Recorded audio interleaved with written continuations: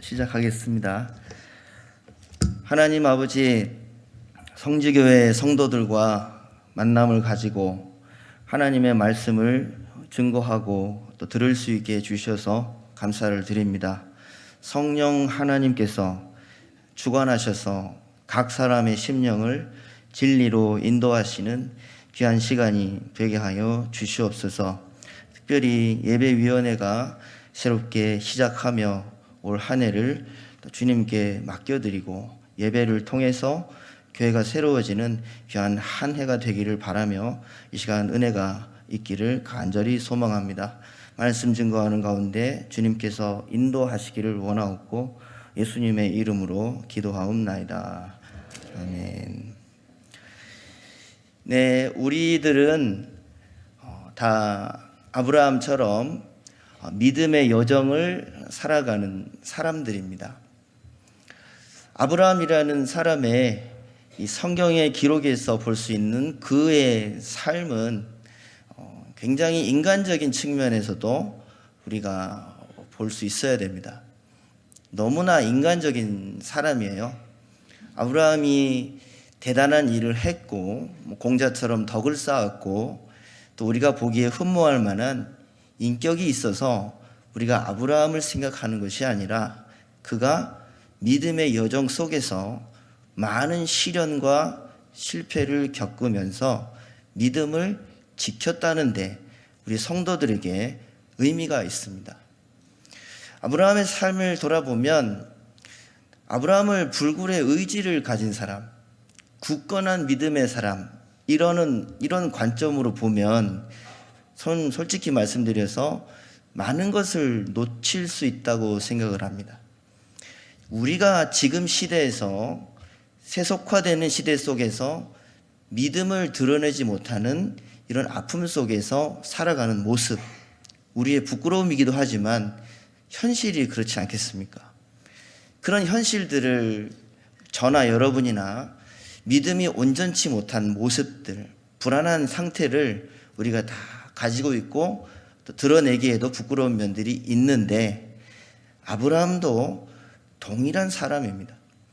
어쩌면 더 수치스러운 자리까지 하나님께서 내모셔서 그의 믿음이 더 드러날 수 있도록 그의 인간적인 덕과 능력이 드러나는 것이 아니고 진짜로 믿음이 드러나는 자리까지 그 믿음의 여정을 하나님께서는 끝까지 이끌어 가신 것입니다. 그런 관점에서 봤을 때 아브라함이 어디에서 대단하냐면 믿음이 제대로 드러나는 그 자리까지 끝자리까지 가면 갈수록 인간적으로 더 견디기가 힘들어집니다.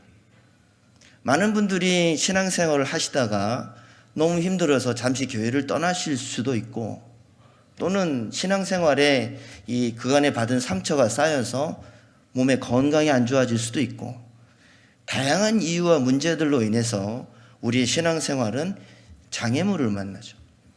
그리고 견디다 못해서 또 여러 가지 상황에 의해서 신앙생활이 힘들어지기도 합니다. 근데 그게 아브라함을 볼 수 있는 아주 중요한 그런 방법이라고 생각을 해요. 하나님께서 아브라함을 정말 인간이 갈 수 있는 자리까지 다 끌고 가셔서 바닥을 드러내시고 아브라함에게서 믿음을 보시는 것이죠. 오늘 우리는 이 아브라함의 마므레 상수리 숲을 나무에 앉아서 갑자기 선님을 만난 아브라함의 이야기를 읽습니다. 신앙생활을 하다 보면 말씀드린 대로 너무나 많은 한계에 부딪히고 내가 이렇게 성실하게 예배드리며 신앙생활을 했는데 왜 이렇게 내 마음은 공허해질까? 제가 볼 때는 요즘 현대 한국의 많은 그리스도인들, 기독교인들의 마음속에 생각보다 큰 공허감, 좀 다른 말로 환멸감도 들어서는 분들도 많이 있을 거라고 생각해요. 환멸이라는 것은 괴로움과 공허감이 한꺼번에 밀려오는 것을 말하죠. 그동안 내가 성실히 이루어왔던 삶의 여정 속에서 과거를 돌아보는데 다 의미가 없어지는 순간들이 있는 거죠. 그런 환멸을 겪을 때 인간으로서는 그때 모든 수단을 다 내려놓게 되는 경우가 생깁니다. 이 마므레 상수리 숲풀에 앉아있다. 1절 말씀해 보시면 여호와께서 마므레의 상수리 나무들이 있는 곳에서 아브라함에게 나타나시니라. 여러분, 이 마므레라는 말은 사람의 이름을 말하죠. 나중에 조금 지나가면 아브라함과 사라가 묻히게 될 무덤을 말하는 지명과도 관련이 있어지지만 처음에 소개되는 장면은 사람의 이름입니다. 마므레가 소유한 상수리 나무 근처에 장막 터를 펼치고 살았던 거예요. 그런데 살아온 세월이 최소 20년이 넘습니다. 창세기 13장으로 가시면 아브라함과 롯이 땅에 같이 거주할 공간이 적다 보니까 결국 선택을 하게 되죠. 아브라함은 믿음으로 선택하고 롯은 육신의 기준으로 좋은 땅을 찾아가죠. 자, 그 선택을 했을 때 요즘 말로 쉽게 설명하면 야, 저 아브라함이라는 사람이 조카한테 땅을 양보해서 자기는 산속에 들어갔고 조카는 좋은 강남 땅에 한 땅을 차지했다더라. 그렇게 동네에 소문이 날 정도로 아브라함의 선택이 세상 사람들의 기준으로 봐서는 좋은 선택이 아니었어요. 아브라함이 롯과 헤어지고 롯은 소돔 땅에 요단강 유역에 있는 눈에 보이는 좋은 땅을 갔지만 아브라함은 헤브론으로 갔더라. 근데 그 헤브론이 마므레라는 사람이 살고 있는 땅이에요. 그 마므레가 살고 있는 땅에 가서 마므레는 아모리 족속인데 가나안 본토 사람이죠. 쉽게 말하면 땅 주인이라는 겁니다. 아브라함이 롯과 이 대화 속에서 믿음으로 양보를 한 다음부터는 죽을 때까지 헤브론에서 삽니다. 그것도 마므레라는 사람의 주인에게서 겨우 땅을 얻었는지, 요즘 말로 전세를 얻었는지 월세를 얻었는지 모르겠지만 쉽게 말하면 얹혀 산 거죠. 하나님께서 아브라함에게 땅도 약속하시고 아들도 약속하셔서 이제 가나안의 약속의 땅에 들어와서 나름대로 잘 버텼는데 아직도 20년이 더 넘는 세월을 마므레라는 사람에게 얹혀서 지금까지 살아온 것입니다. 하나님은 아브라함에게 내가 너에게 아들을 줄 것이다. 그 약속의 시간을 75세에 약속을 해 주신 다음부터 장장 25년이 걸리죠. 그러나 아브라함의 입장에서는 25년이라는 숫자가 전혀 의미가 없습니다. 언제까지 기다려야 되나? 나는 늙었고 아내 사례는 더 이상 아이를 낳을 수 있는 여성이 아닌데 언제까지 그 약속의 말씀을 붙잡고 있어야 되나? 아브라함에게는 그동안에 여러 선택지가 있었죠. 물론 참고적으로 말하면 롯을 데리고 다닌 것도 창세기 11장 30절을 보시면 사라는 아내 사례는 아이가 없었더라. 아브라함의 평생의 시험거리는 그 귀한 가족에게서 아들이 없는 거예요. 그러면 아브라함은 조카 롯을 왜 데리고 다니겠습니까? 아들이 없다는 걸 전제하고 혹시라도 진짜 끝까지 아들이 없으면 롯을 고대 사회에서는 상속자가 필요하니까 예비 상속자로 데리고 다닌 겁니다. 그랬던 롯이 삼촌을 멀리 떠나버린 것이죠. 나중에 창세기 15장에 사랑하는 종 엘리에셀이 나의 상속자입니다 라고 말하니까 하나님께서 아니야, 네 몸에서 태어날 사람이야 라고 말씀하셨을 때 아브라함이 한 번 더 한풀 꺾이죠. 하나님이 분명히 상속자를 주신다는데 이 엘리에셀이 너무 사람이 좋고 순종적이고 나를 잘 따르니까 얘를 상속자로 세우겠다 생각이 있었던 거예요. 하나님 아니라고 하시고 네 몸에서 태어날 자, 그러면 좀 더 시간이 지나서 아브라함이 이제 86세에 이스마엘을 낳죠. 자기 몸에서 낳았어요. 하나님이 말씀하시죠. 네 몸에서 날 자이긴 한데 사라와의 관계를 통해서만 태어나야 약속의 자녀다. 자, 이렇게 아브라함은 믿음으로 다 선택했어요. 그리고 인간적인 수단도 쓰면서 혼란을 겪었어요. 그리고 세월이 20년이 지난 거예요. 18장 1절에 한번 같이 읽어보겠습니다. 시작. 여호와께서 마므레의 상수리 나무들이 있는 곳에서 아브라함에게 나타나시니라. 날이 뜨거울 때에 그가 장막 문에 앉아 있다가. 지금 아브라함이 상수리 나무에 앉아 있습니다. 여러분, 이 창세기 18장의 내용을 우리가 좀 더 잘 보려면 17장에서 21장에 이르는 전체의 흐름 속에서 읽어야 돼요. 무슨 뜻이겠습니까? 창세기 17장 1절에 가면 하나님께서 갑자기 나타나세요. 99세가 된 아브라함에게 나타나세요. 그러면서 나는 전능한 하나님이다. 너는 내 앞에서 행하여 완전하라. 갑자기 그렇게 말씀하십니다. 이 전능한 하나님이라는 표현이, 그 이름이 아브라함 99세가 되었을 때 처음으로 등장하는 사건이에요. 자기를 전능한 하나님으로 소개해요. 지금껏 여호와 하나님으로 불려지신 분이 처음으로 이름을 바꿔주십니다. 나는 엘샤다이, 전능한 하나님이라. 사랑하는 여러분, 믿음의 길을 갈 때 오늘같이 한국교회가 시끄럽고 정치, 사회, 경제적으로 얽혀서 신앙이 분별되지 못하는 시대를 살아갈 때 우리가 지금 생각해야 되는 점이 있습니다. 하나님께서, 전능하신 하나님께서 가시는 길이 있는 줄로 믿으시기를 바랍니다.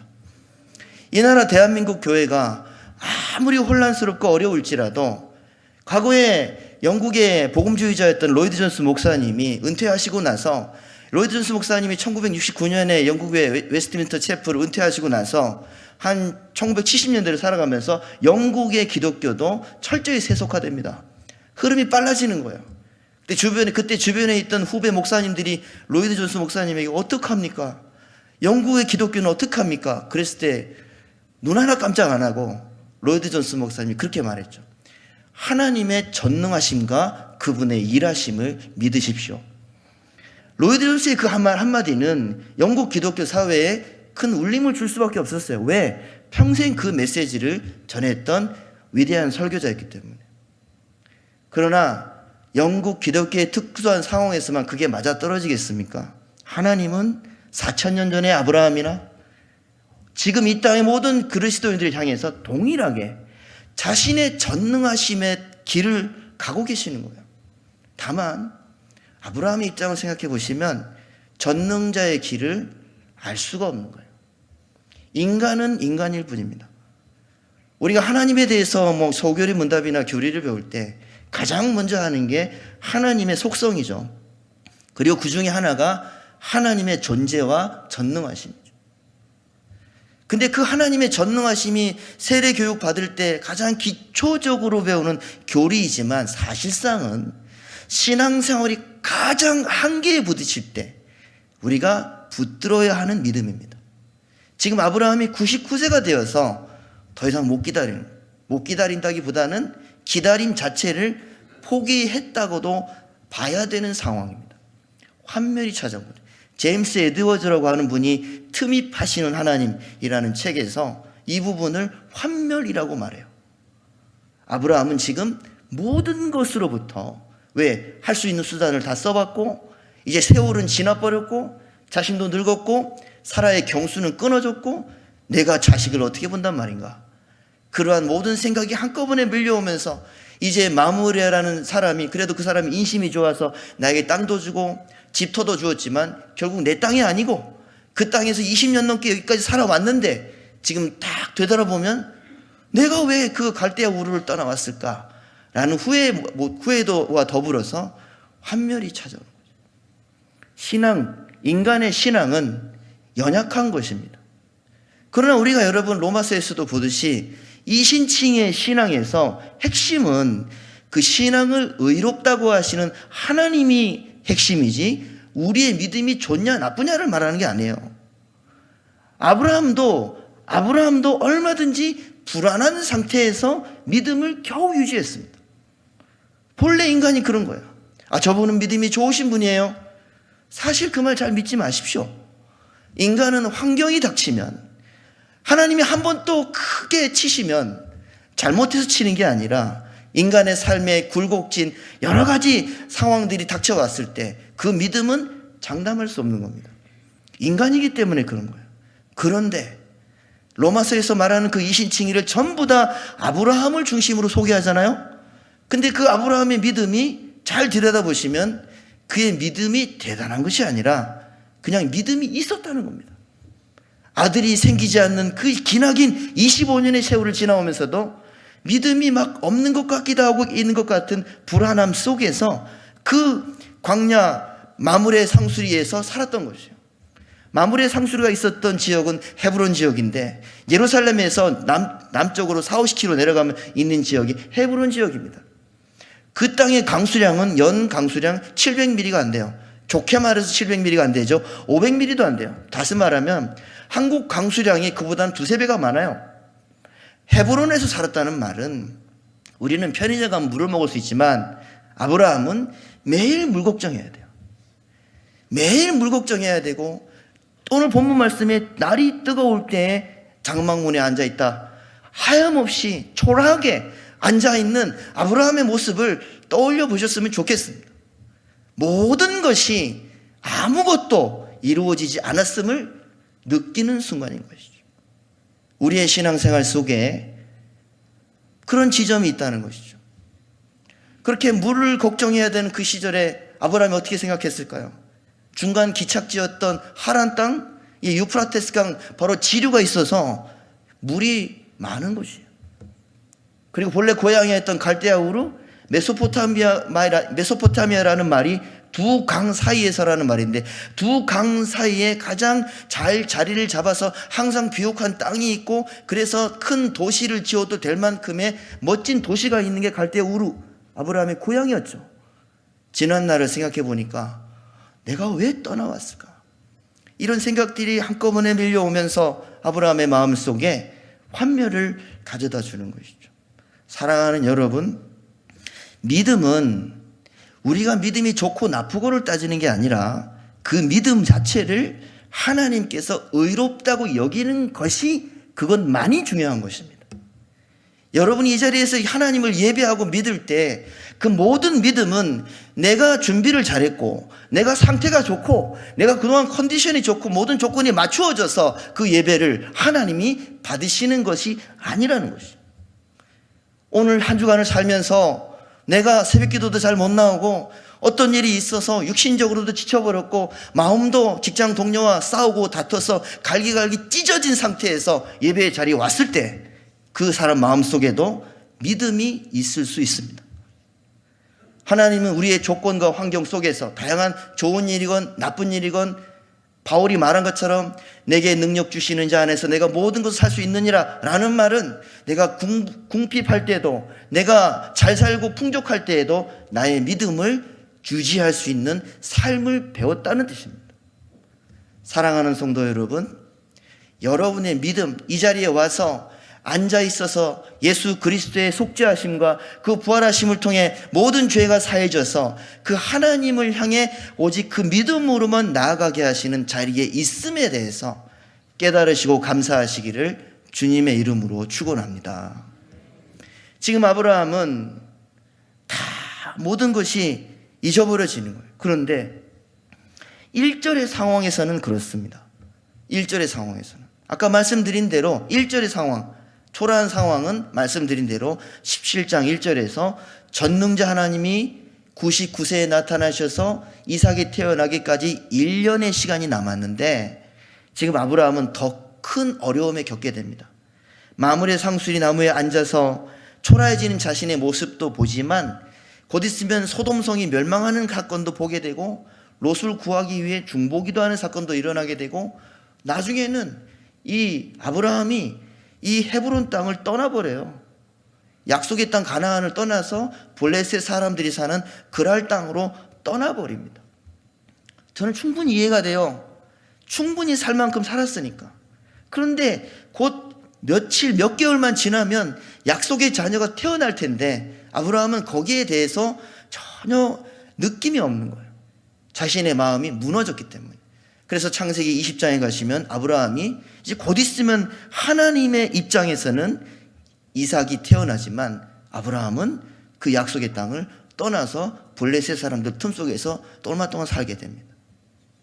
우리는 이 아브라함을 보면서 참으로 무너지는 한 믿음의 사람을 보지만, 그런데 하나님은 참 신기합니다.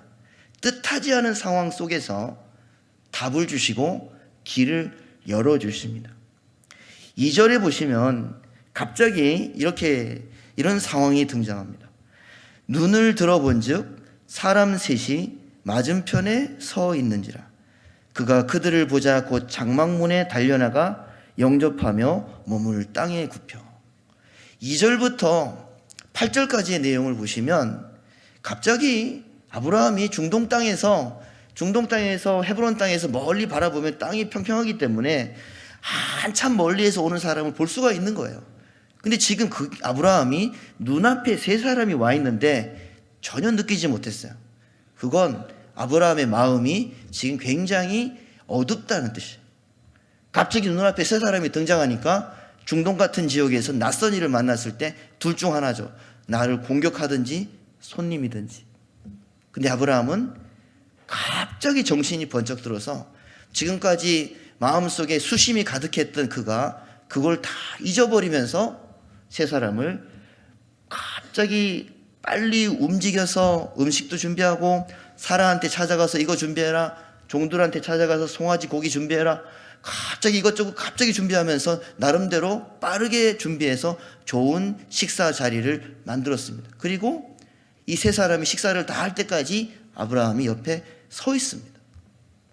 성도 여러분, 하나님께서는 우리의 믿음이 부족한 것 같을 때, 우리의 믿음이 연약해지는 것 같을 때 굉장히 중요한 일을 하시는 게 뭐냐면, 주변에 생각지도 못한 관계를 통해서 여러분들이 성지교회 안에서 누리는 성도와의 관계뿐 아니라 어떤 하나님이 예비하신 관계를 통해서 그 사람과의 대화를 한다든지, 특별히 더 중요한 것은 아브라함이 손님을 대접했다는 거예요.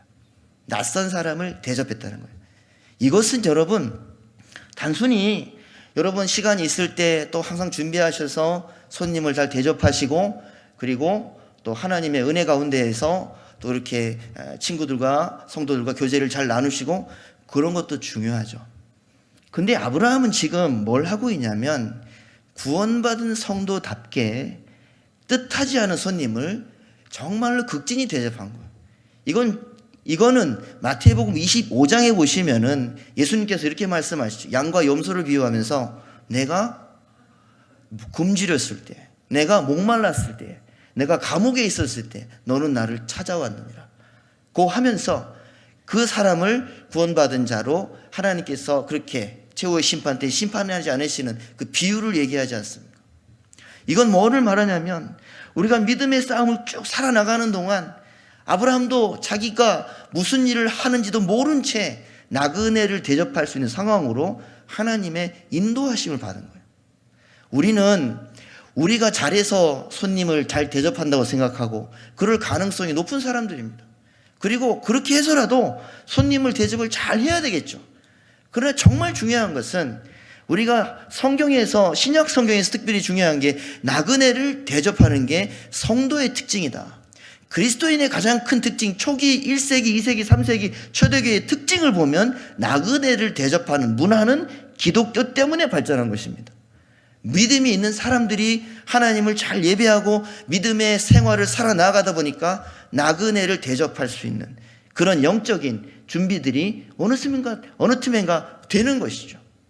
아브라함은 지금 자기는 믿음이 무너져 가지만, 그러나 자기는 이미 나그네를 대접할 수 있는 자리에 이른 것입니다. 그럴 때 여러분, 하나님께서 어떻게 하십니까? 아브라함은 약속이 이루어지지 않는 바로 그것 때문에 실망해 있고 어두워져 있고 괴로워져 있는데, 뜻하지 않는 사람을 만나서 손님을 대접했더니 그 손님 중에 한 분이 여호와 하나님이셨고, 그분이 이렇게 말씀하시죠. 우리 10절에서 12절 말씀 다 같이 읽겠습니다. 10절에서 12절입니다. 그가 이르시되 내년 이맘때에 내가 반드시 내게로 돌아오리니 내 아내 사레에게 아들이 있으리라 하시니, 사라가 그 뒤 장막문에서 들었더라. 아브라함과 사라는 나이가 많아 늙었고 사라에게는 여성의 생리가 끊어졌는지라. 사라가 속으로 웃고 이르되 내가 노쇠하였고 내 주인도 늙었으니 내게 무슨 즐거움이 있으리요. 여러분, 아브라함의 고민, 아브라함을 믿음을 무너뜨리게 하는 것은 하나님의 약속이 멀어졌기 때문이죠. 어떻게 자녀가 나온단 말인가. 그런데 뜻하지 않은 사람이 갑자기 찾아왔습니다. 그 사람과의 만남을 통해서 아브라함은 그동안의 시름과 고민과 슬픔을 다 잊어버리고 손님을 접대하는 상황 속에 빠져들어갑니다. 이게 저도 제 신앙생활의 과거를 되돌아보면 굉장히 괴로울 때가 많았어요. 믿음의 길을 걸어가야 되고 그 길을 걸어갈 때 혼자서 뭔가를 감당해야 되고 외롭고 지치고 쓸쓸한 일들이 굉장히 많았어요. 근데 또다시 되돌아보면 어느 틈엔가 나와 함께하는 형님들이 있었고 나와 함께 대화를 나누는 신앙의 친구들이 그 순간순간마다 자리 잡고 있었습니다. 그리고 그게 내가 계획해서 이루어졌던 만남들이 아니었어요. 그리고 그런 만남들이 지금 돌아보면 내 믿음을 바로 세워주는데 너무 중요한 사람들이 내 신앙이 바닥을 칠 때 찾아왔던 사람들이 꽤 많았어요. 하나님은 결코 저와 여러분을 믿음의 자리에 혼자 두지 않으시는 줄 믿으시기를 바랍니다.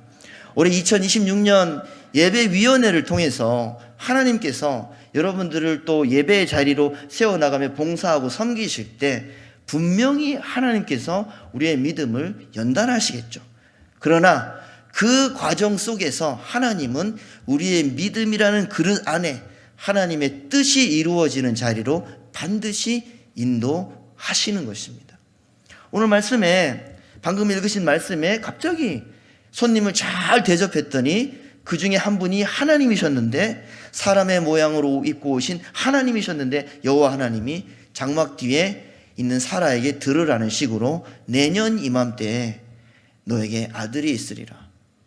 그럴 때 사라가 웃죠. 창세기 17장 17절에 보시면 전능하신 하나님이 또 아브라함에게 똑같은 말을 했더니 아브라함도 엎드려서 웃었어요. 다 허탈한 웃음이죠. 무슨 말씀하십니까? 그 많은 믿음의 연단을 통해 괴롭고 지쳐버린 체념한 마음속에서 흘러나오는 그 웃음이었던 거예요. 근데 하나님께서 말씀하시죠. 그 웃음을 향해서 너는 진짜 웃었어 라고 하면서 나중에 21장 6절을 가시면 사라가 하나님이 나를 웃게 하셨다. 이삭을 태어나게 하셔서 웃게 하셨다 라고 말씀을 하십니다. 그런데 창세기 21장 9절인가에 보시면 그 이삭이 가난하게 태어났는데 먼저 태어난 13살짜리 이스마엘이 놀렸어요. 그 놀리는 사건 때문에 사라가 화가 나서 남편에게 하갈과 그의 아들을 쫓아내라 라고 말씀하셨죠. 근데 여러분 그 사건은 단순히 후처와 본처 간의 다툼을 말하는 게 아닙니다. 이스마엘이 웃었어요.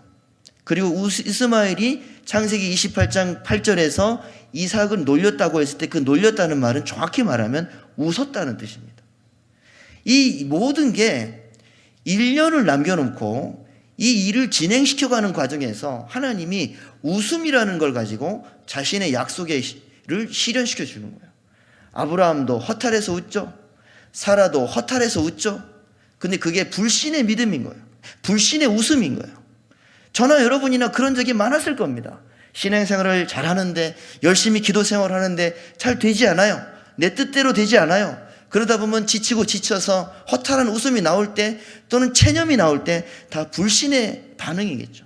그런데 여러분 하나님은 여호와 하나님께서는 사라가 지금 웃었다고 잠깐 왜 웃었냐고 말하지만 책망조가 아닙니다. 아브라함이 웃었다고 해서 책망하지 않으십니다. 우리가 믿음의 길에서 지쳐있고 지친 한숨을 내쉴 때 하나님이 우리를 책망하지 않으신다고. 다만 그분도 기다려주시는 것이죠.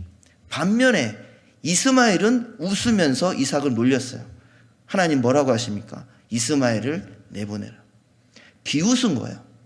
태어난 이삭을 보면서 자기가 이 집안의 장남인데 14살짜리죠. 그 당시 14살이죠. 이스마엘이 아마 그 당시 청소년이면 내가 이 집안의 장남인데 너가 뭐라고 하면서 비웃었겠죠. 사랑하는 여러분, 여러분의 그 믿음의 길에서 막 실패하고 슬퍼하고 지쳐있고 괴로워할 때, 그 믿음이 초라해 보일 때 누군가는 비웃을 수 있습니다. 또 한국의 기독교인들을 향해서 점점 기독교에 대한 혐오가 늘어나는 지금 사회 속에서 우리의 순수한 신앙을 짓밟을 수 있을 만큼 비난하고 멸시하고 비웃는 사람이 있을 것입니다.